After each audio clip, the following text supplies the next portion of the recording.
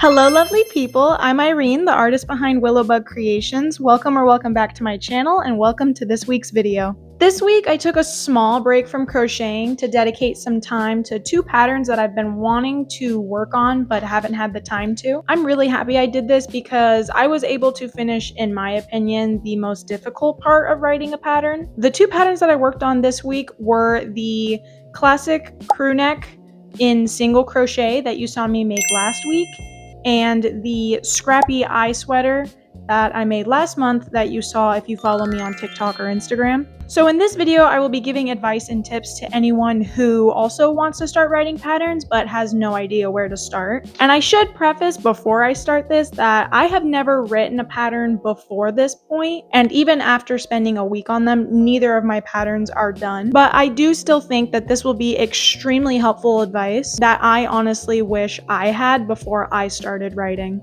So with that, here are the steps that I think you should take when you want to start writing your own pattern. Step 1. Make the project. I personally freehand almost everything I make, so for me, actually making it is usually the first step I always take. With the single crochet crew neck and with the eye sweater, I made both of them and then I was like, okay, I know kind of how to do this. And this will make it just so that you already have it in your mind, you have an idea of how this project should work up.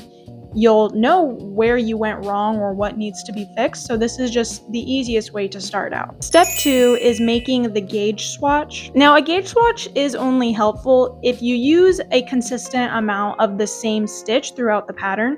For my single crochet crew neck, I was able to make a gauge swatch because the entire thing is only single crochet. The ribbing is back loop only, and then everything else is traditional single crochet. So since it was the same stitch, a gauge swatch was not only helpful but necessary.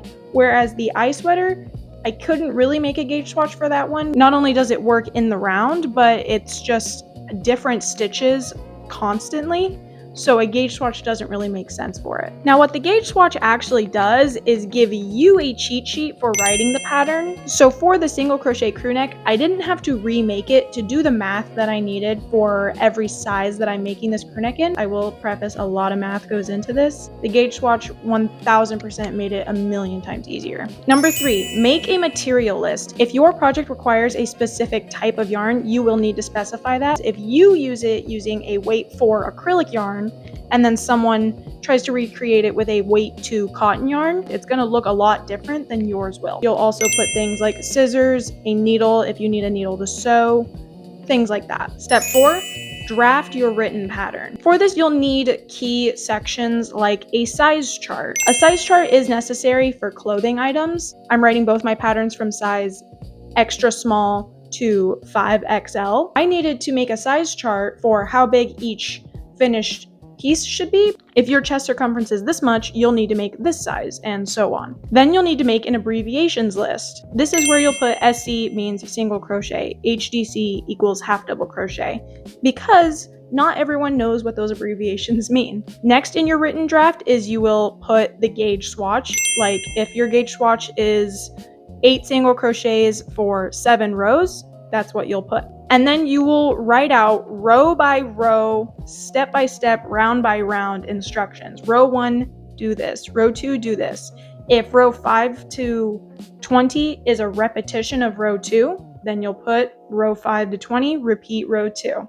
Stuff like that. Step 5, refine and finalize your draft. At this point, once your draft is finished, you will either hire a person or just use a free online resource to rewrite it professionally and make sure your math and grammar and formatting is all correct. After your draft has been edited and your grammar and your math has checked out, you will test the pattern yourself. You will personally recreate the entire thing following your instructions exactly. And you do this because if there is a mistake, even after editing, you will be able to fix that now and make sure that it is understandable to follow. After you personally test it, you should always have another person even multiple people, honestly, try out the pattern. Because just because you understand what you wrote doesn't mean everyone else will. After you and others have tested the pattern, you will finalize your layout using softwares like Canva or Google Docs. So once it has been formatted to your liking, you will add your copyright information where you specify that you are the owner of this pattern.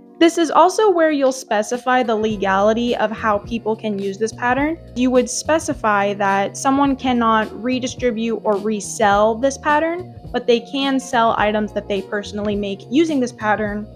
And most pattern writers will require or ask people to give them credit for the pattern when reselling. For example, say you're writing a pattern for a pumpkin plushie, and in it you will say you can resell items made from this pattern with credit to business name, whatever, in the description.